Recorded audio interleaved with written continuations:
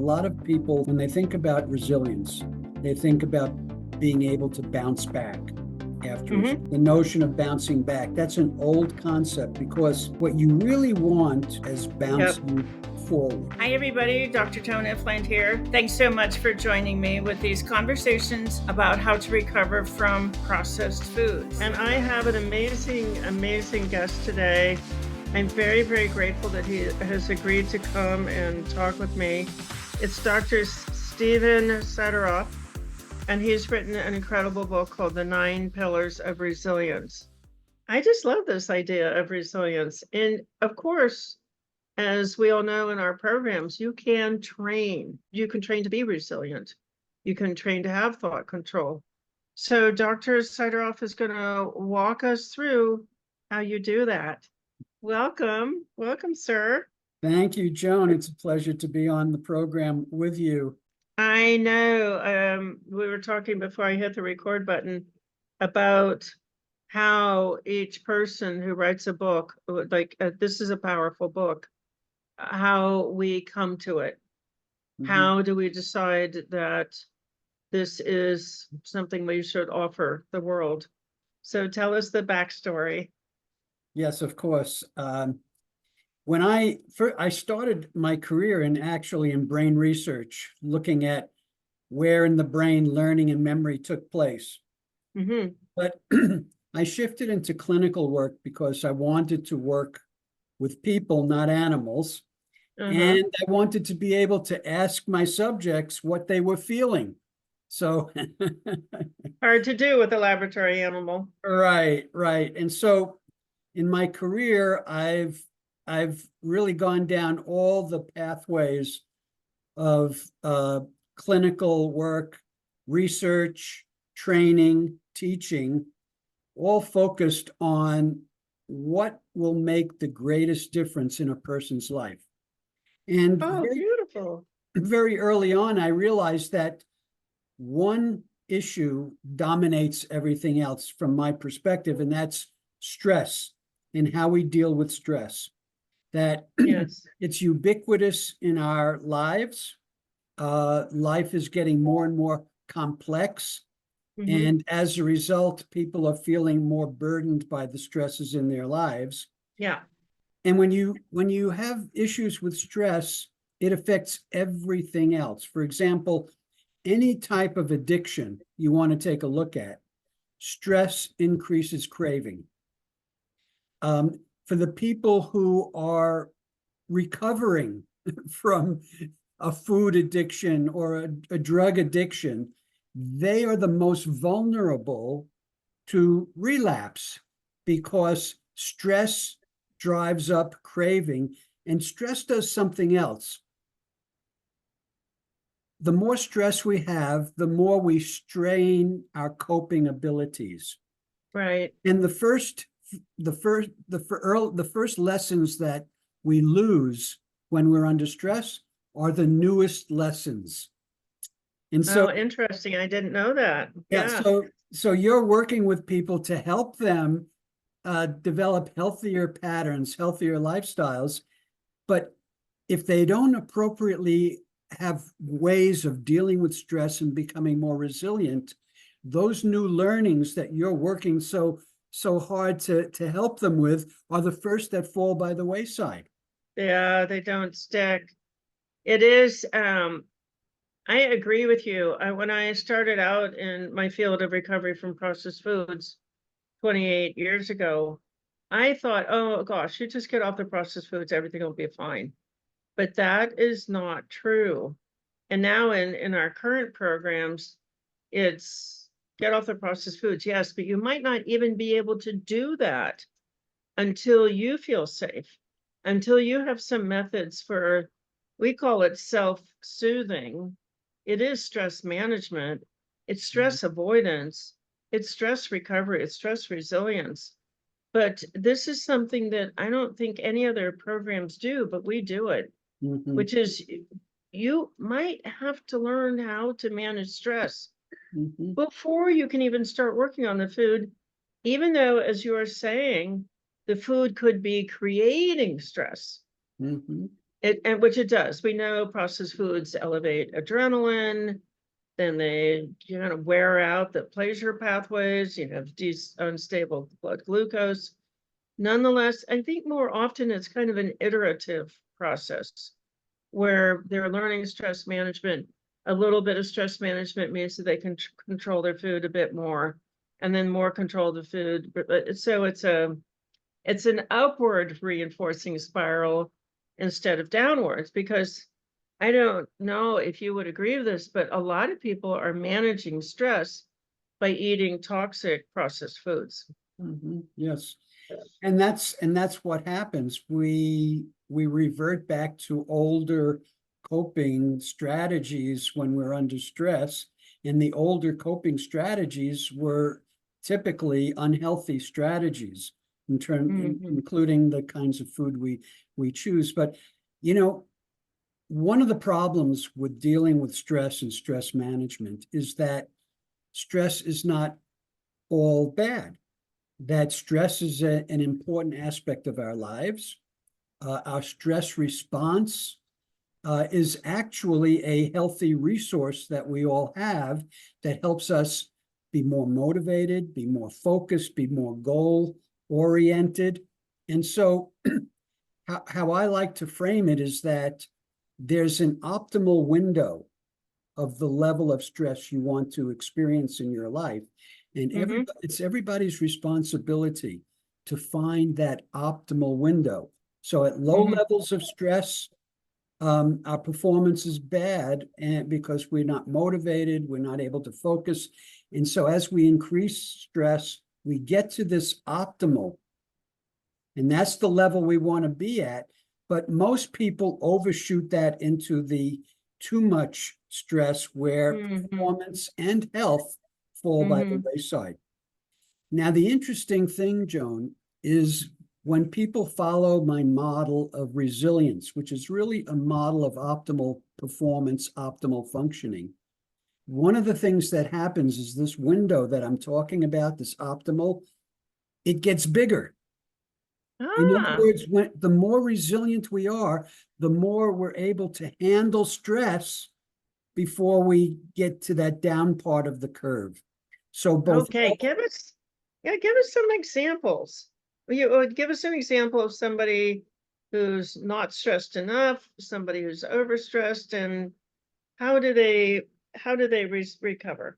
Yeah, well, I've come across very few who have been not stressed enough. Yes. Just the background of our lives activates our stress response and puts us out into or already up into those limits there.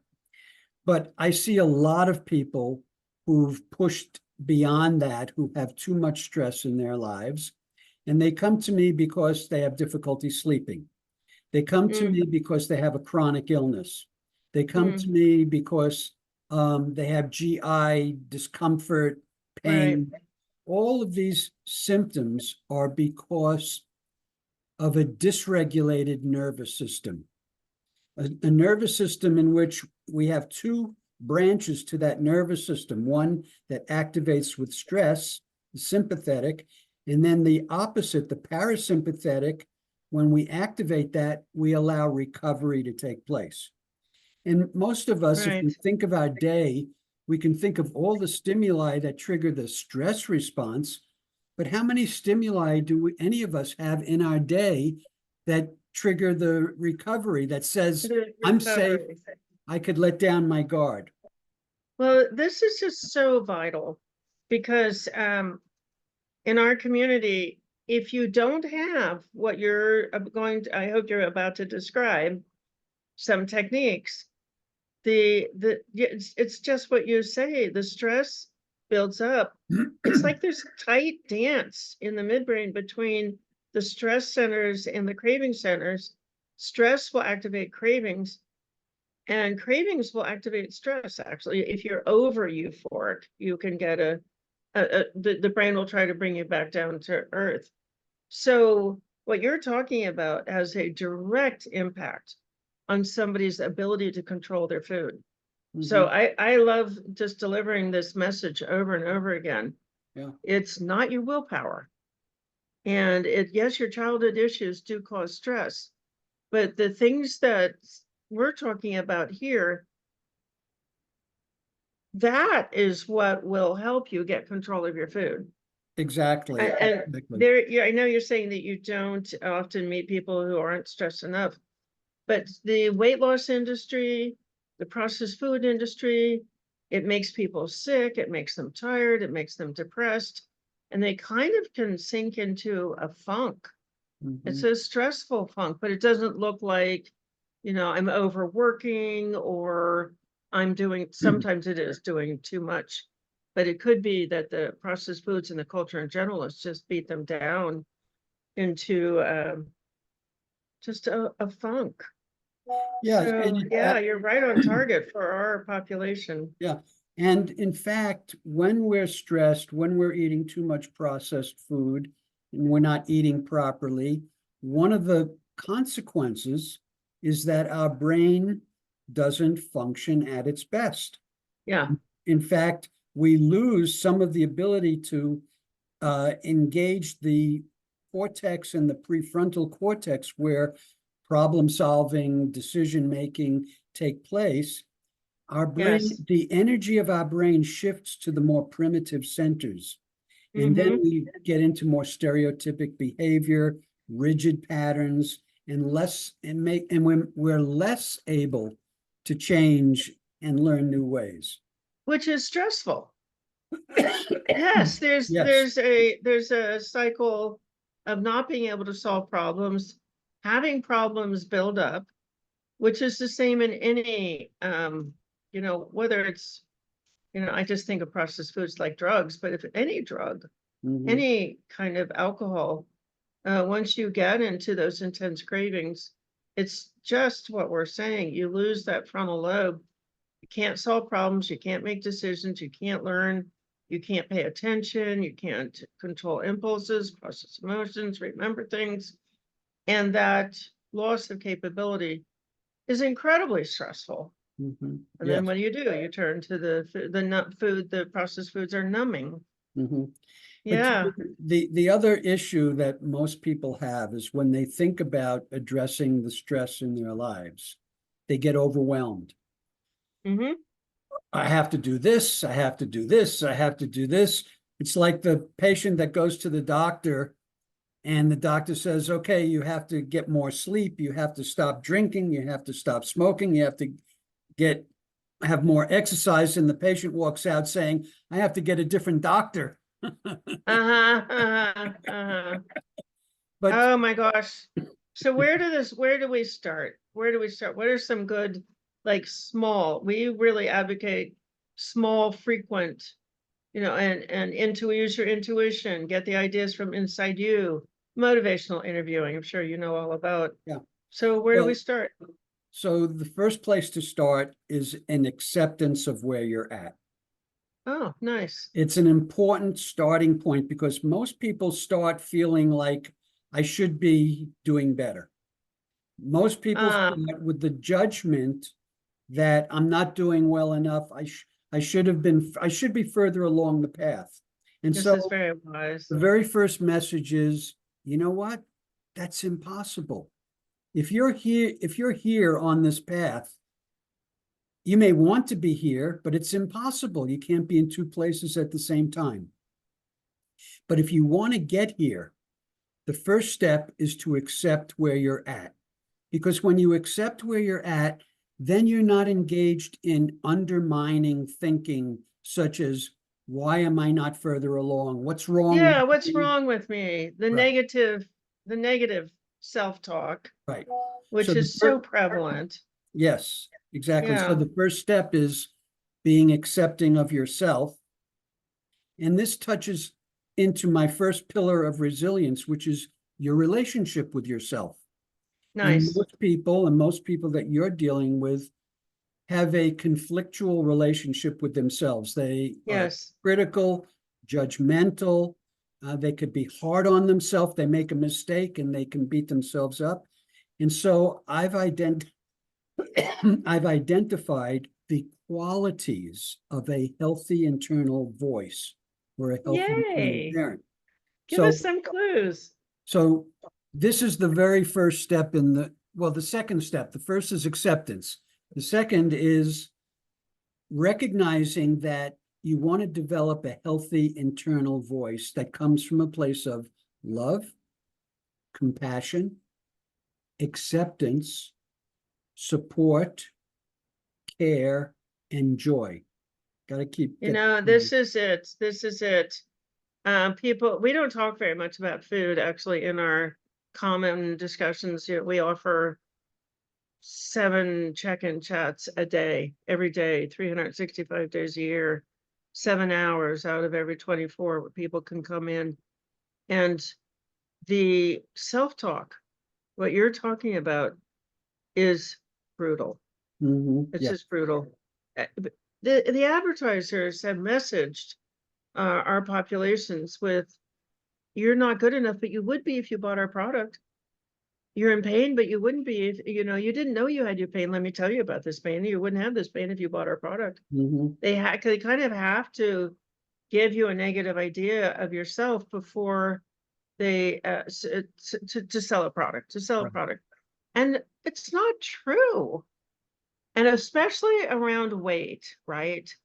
People have hated themselves because they've been given bogus weight loss programs that have caused them to regain the weight. That now, talk about primitive brains, that's their food-seeking brain is awake because they've given their brain the experience of starvation, repeated famine. And so they regain the weight. There is nothing that will make somebody hate themselves more than regaining the weight. And then, of course, the program tells them that it is, oh, yep, that's your fault because you didn't follow the directions. Right. Impossible directions. I'm so glad you're talking about this. So, heartbreaking. So part of the process is to make the decision that that voice that you're hearing that's critical, negative, judgmental is wrong. Yay! But here's the kicker, because someone will say to me, yeah, but that voice is telling me that I did this wrong and I did that wrong. And I say, this voice is always wrong, even when it presents you with facts. How's that possible? Everything's a matter of perception. Right. And perspective. It's like, you come home as a child and you show your mother or father, you got a 90% on your report card, and they go, why did you get these 10 wrong? Right? Yeah. Well, that's a fact, but they're focusing on the wrong thing. And so this voice, even when it presents facts, it's using it against you. So the first step is that voice is always wrong. Well, if that's wrong, then what's right? Well, come on over here to the healthy internal voice that comes from the place of love and acceptance. Yes. It's your model for what you want to establish inside yourself. So you say no to that and you say yes to this. And in my work, I actually have people have a dialogue between those two voices. Oh, like the parts. To gradually strengthen the new voice and gradually lessen the old voice. Oh my gosh, that is exactly what we do in our programs.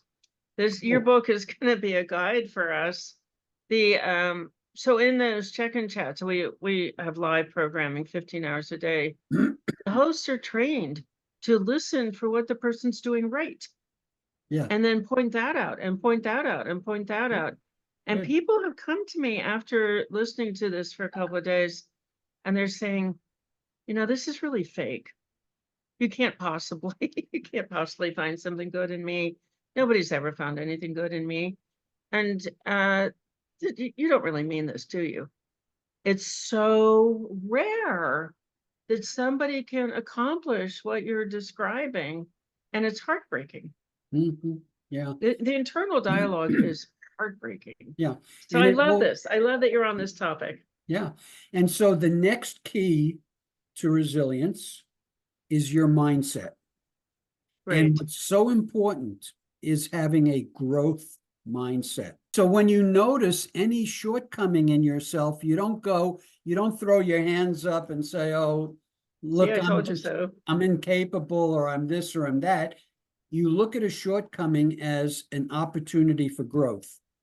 You That's look at it. any shortcoming as something that you just, for various reasons, you've not developed along those lines, but now you can learn and you can develop, and any shortcoming can be turned into a strength, and Oh that's my a gosh. growth mindset. I know my community is listening to this. They're all cheering. We have something called totters. Try, observe, talk, tweak, enjoy repeating slowly. It's so that you never have to hesitate to try something, because you're going to collect data from it. We don't have any pathway to failure. You can't do anything wrong. You can try anything you like. You know, the analogy I love for what you're talking about, Thomas Edison and the light bulb. He tried 350 different metal combinations before he got the filament. And do you think anybody came along and said the first 349 times, look, you failed. Look, you failed. Look, you failed. No, they said, oh, we learned something. Okay, let's try it this way. Let's try it this way. And they got there. We have to do the same thing. We're building new lives. And you are absolutely on target. That new life comes from a new internal dialogue. Definitely. All right, so what's next? This is beautiful. Yeah, so that's very important. The other thing that's very important, well, let me address two things. First, as I said earlier on, for people who are stuck, becoming more resilient can seem like an overwhelming task. There's so much to do, and the goal is all the ways down at the end of this path. And so one of the things I do in my book is I create the construct of the path. And the path is right alongside of all of us. And all you need to do is follow a few of the steps in my book based on my 9 pillars. And you take those steps and it puts you onto the path. So the path is reachable today.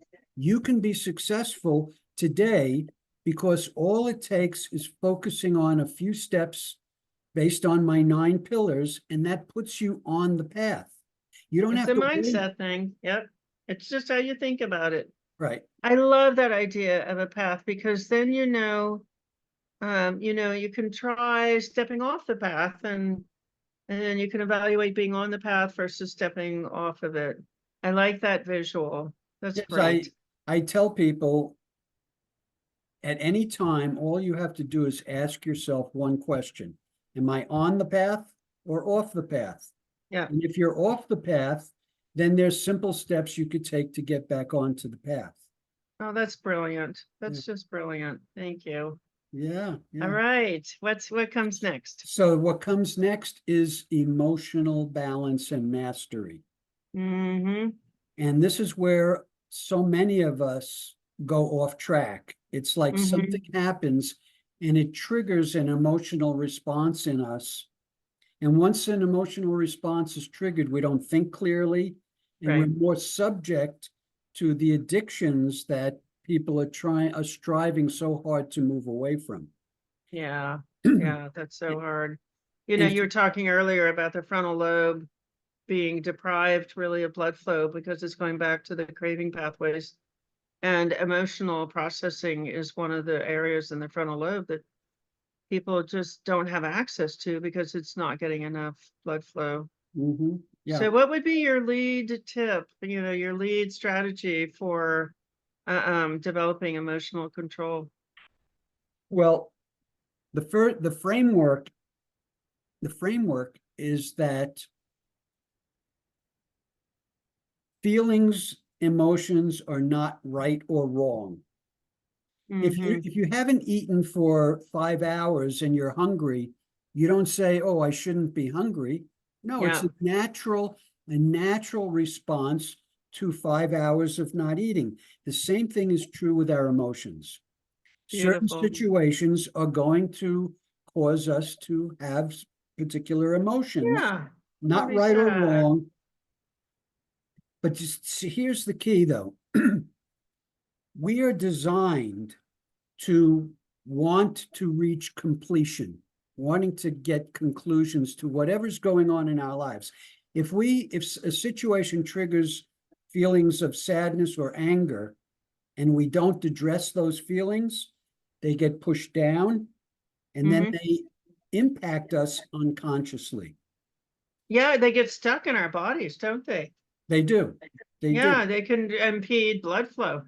Right, right. Yeah. And so, people come to me and they say, yeah, I'm feeling angry toward my mother or father, but I can't tell them because they'll get even more angry than me, or they'll reject me, or they'll be upset with me, or, Yeah. I have this loyalty to my parent. How can I be angry with them? And so It's confusing. the finishing emotional unfinished business is our own responsibility. In other words, if we're upset with another person because they're not responding the way we want them to respond, and it may be a reasonable expectation of paying attention to me, of hearing me, but we don't have any control over other people. We only have control over ourselves. And if that person is not going to meet our needs, we can get angry and upset all we want, but it may not change the circumstances. So what needs to happen is we need to, within ourselves, deal with the feelings. That's why you can address feelings that you have with a person who's no longer in your life, or even a person who's dead. But you still have those feelings that need to be released. So you imagine that person next to you, or you write a letter to them, you get the feelings out, but you have to get it out within the context of acceptance, which means that person may never change. I need to accept that.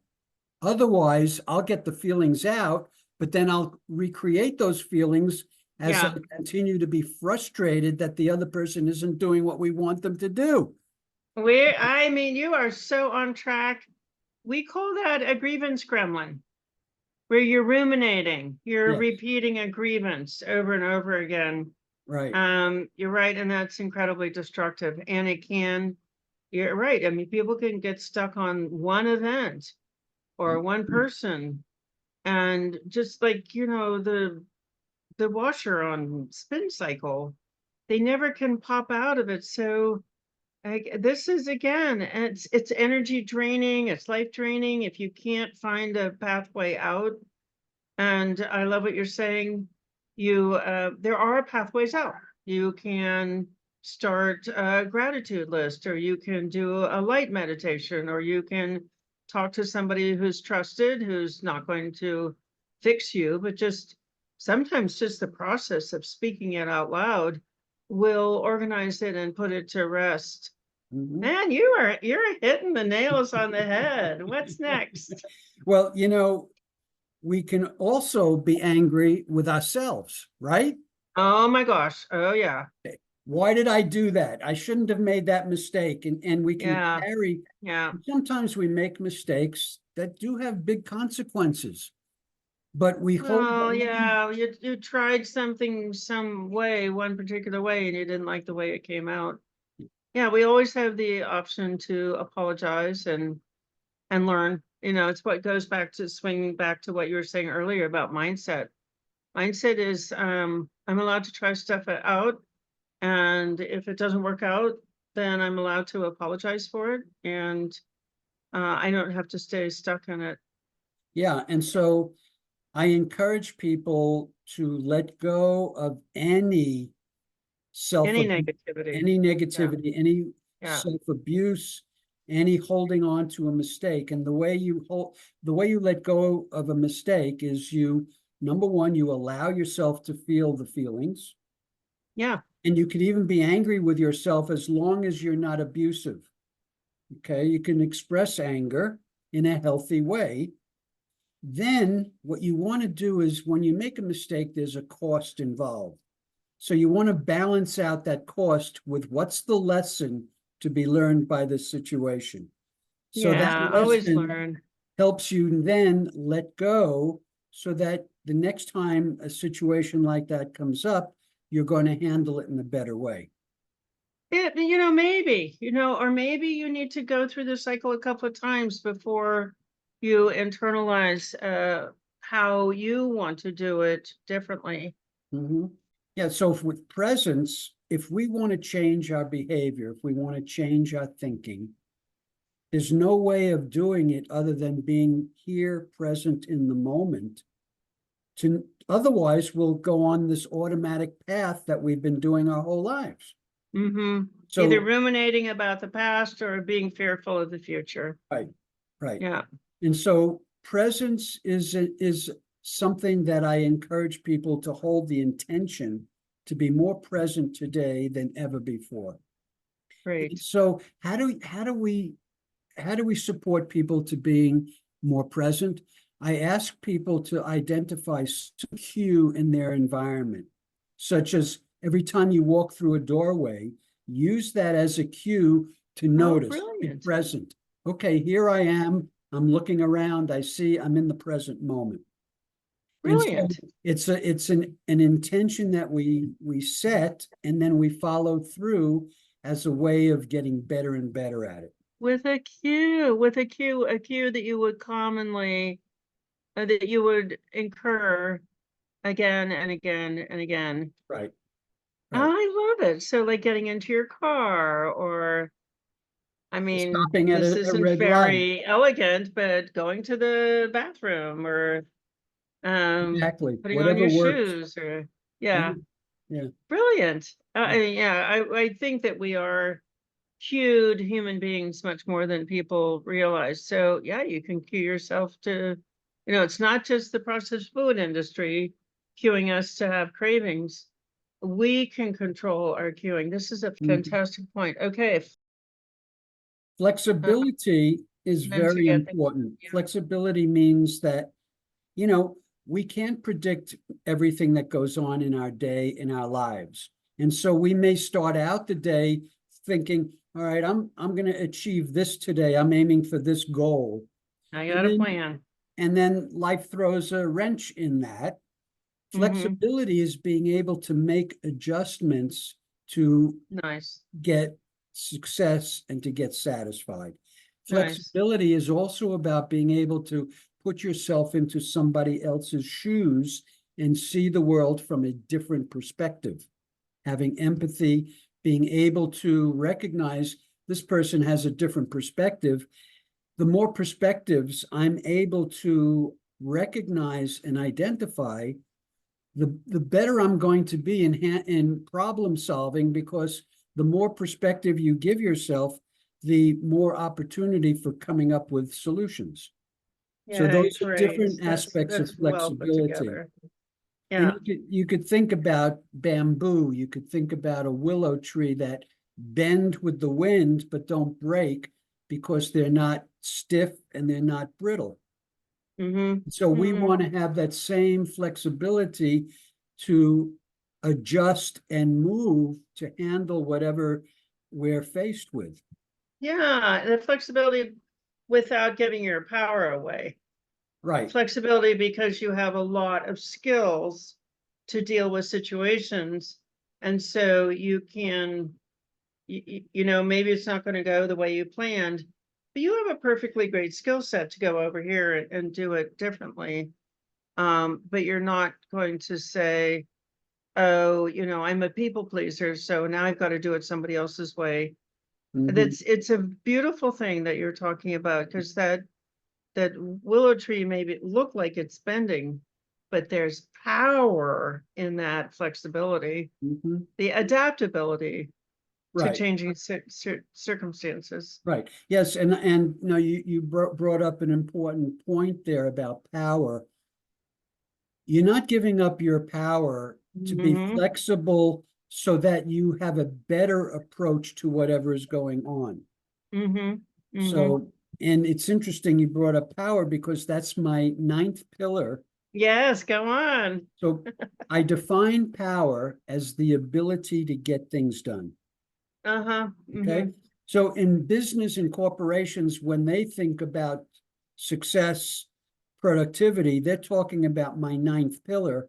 But in my model, if you think of a pyramid, in my model, my ninth pillar sits on top of the other eight. And the more you develop along these eight, the more effective you're going to be with the ninth pillar, which is power. And that's being able to focus, being able to concentrate. It's being persistent. It's being flexible to make adjustments, as we just said. But it's also about having the courage to overcome any fear. A lot of times, it's you have to have dealt with your negative emotions, otherwise they're just draining your power away. You have to be able to take care of yourself. You have to know how to eat. You have to know how to avoid, entertainment that's draining. All of this, but you're right at the top of that. Why are you doing that? It's so that you can be powerful in all circumstances. right? Calm, present, aware of skills, great communication, Yeah. ability to, and I mean, those situations are more and more, difficult situations are more and more common in our culture because as people become sicker and sicker, they're more likely to lash out or behave irrationally. So maintaining that sense of power, I like that that's at the top of your pyramid. It's a gentle, constructive, preserving, generous kind of power. It's not, oh, now I can exploit you and make money off of you. It's not that kind of power. Right, right. Yeah. We don't want it to be that kind. Yes. And then let me make one other point here, because a lot of people think, when they think about resilience, they think about being able to bounce back after a stress. And in my writings, I actually say that that's old. The notion of bouncing back, that's an old concept, because what you really want when you engage in a challenge in your life, when you engage in a stress in your life, you want to learn the lesson that challenge, that stress has taught for you, so that at the end, you're actually better than when you started. And I refer to that as bouncing forward. Oh, So, I love it. I love it. Bouncing forward. Oh, we're going to use that. Oh my resilience is gosh. about the ability to bounce forward, where every time you encounter a stress, you learn a lesson and you're better at the end than you were when you started. Yes, we do a lot. We call it pulling the good. So pull the good out of it. Yeah, well, Right. I know this and I know that now. Pull the good out of it. Oh my gosh, I think that you wrote that book in a parallel universe to us developing these communities we have. Yeah. This And, is and huge. This is I huge. wrote And it. now I you have an important book out. I'm sure it will become a classic. How do you feel? I can hear this is a very rich book. You've pulled a lot of threads together. You've woven a very rich tapestry here, a rich fabric. I mean, how does it make you feel? Well, I feel great about it. And I've sent out copies to some of the important influencers in our field. Peter Diamandis, Mark Hyman, Amarin Meyer, and I've gotten beautiful, amazing testimonials from all Yes, of I went them. to Amazon and the reviews, the blurbs are really lovely. But what's most important, Joan, is that my goal in writing this book is to give people this notion of the path. To help them to stop suffering, to stop that that piercing internal dialogue, to lift them up, to remind them, Richard Schwartz has that whole concept of self, and you do too. Yourself is incredibly lovely. Uncover that self, do all the things that we're talking about here, uncover that self so that you can be really close to and enjoy that lovely, lovely self that we all have. Right, right. Yay. Well, I'm just thrilled that we got to do this interview. And oh my gosh, I resonated with everything you said. This is a book that's very on target and much needed in a culture which has lost its way. Yes, yes. Yeah. Thank you, Joan. It's a Yeah. pleasure to be on with you and share ideas with like minds. I love it. I love it. Yeah. All right. Well, I'm definitely going to promote this book inside our communities and outside our communities. And thank you so much for writing it. I enjoyed writing it, and I'm enjoying kind of having people share their experiences as they read it. So it's They been read it. great. So you can see the book, 9 Pillars of Resilience. It's available right now. Well, I'm so grateful to you, and thanks for coming on and having this conversation and giving everybody inspiration. I just love it that when somebody from outside, you're an expert, you're well versed in your field, you're a professor, and now it's another voice saying, yes, this works. Yeah. Yes, this works. Yeah. And it counteracts a lot of, things that don't work. So Right. thank you. Right. Let me just say, if anybody's in the Los Angeles area, I'm doing a book signing at the Barnes and Nobles at the Grove in Los Angeles. What day? June 15th, Saturday at noon. All right. You're in the LA area. Be there. All right. I'll see you Thank you, next Joan. time on Conversations with Dr. Joan Ifland. Until then, just enjoy yourself. Thank you so much for coming today. I appreciate your interest. Tell the next person. You can walk the next person out of this processed food nightmare with what you learned today. See you next time.